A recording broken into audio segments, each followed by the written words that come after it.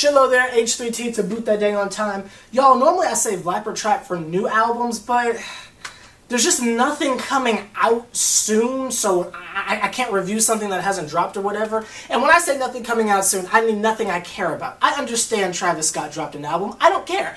So there's nothing relevant to me dropping until October, so we gotta fill up that time with some other stuff. So, as you guys know, oh, I showed this too early. Boom! As you guys know, the Devil Wears Prada thing, the whole foolishness that went down with there, I pre-ordered their album. It didn't get here when it was supposed to, so I went to Best Buy to go get it. So it turned into a Slipknot thing, and I had 2 copies of the Space EP, so I went to a used CD store, and I traded my second copy in for Kelly Clarkson's My December. Now, I am a Kelly Clarkson fan, so it's not like I was just like at a CD place like, oh, I need to review an album. Let me just grab a random thing I'm never going to listen to again. No.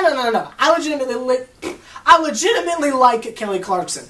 This was, I think, after Breakaway. This is 2007, so I'm going to assume that's after Breakaway. The only song off of here that I even knew existed was Never Again. Obviously, we all, doesn't hurt to know I'll never be there, better songs. That's too much. But I always liked the cover for this, and when it came out, I wanted to check it out, but I was kind of transitioning away from pop into metal at the time. I was in middle school when this dropped, so it's like, I never really gave this that much of a chance, because this was like, not as heavy as I liked. I was like, oh, this isn't Slipknot, so I don't care. So, it was a weird time, so I'm kind of going back in my childhood and checking out what Kelly had to offer.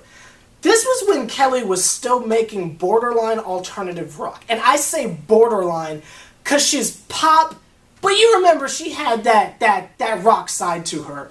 This is...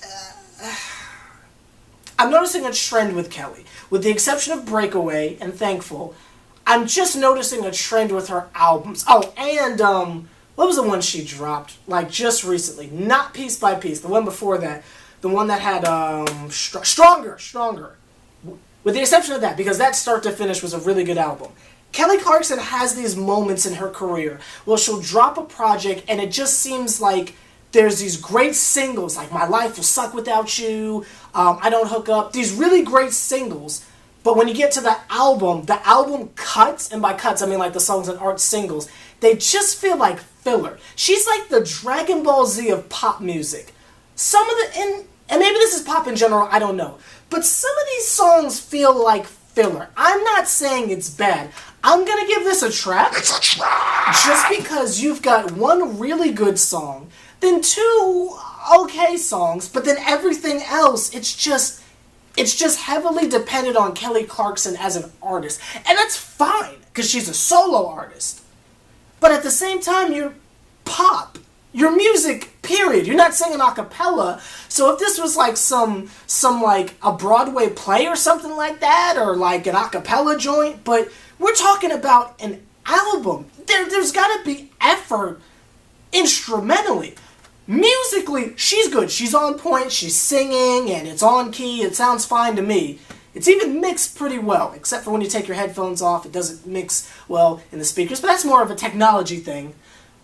I just don't feel like instrumentally her band or whoever was behind her at the time was really on point with it. Some of the guitars were like obnoxiously basic. Not 5 Seconds of Summer basic, but like obnoxiously, oh, Kelly wants to be Avril Lavigne now.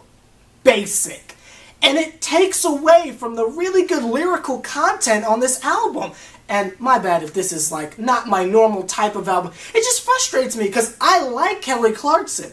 And lyrically, I mean, she was nice enough to put in the check out that CD, by the way. I think that's a really cool CD. But inside the packaging, she was nice enough to put the lyrics, and I didn't even really read along because the music is so distracting and boring.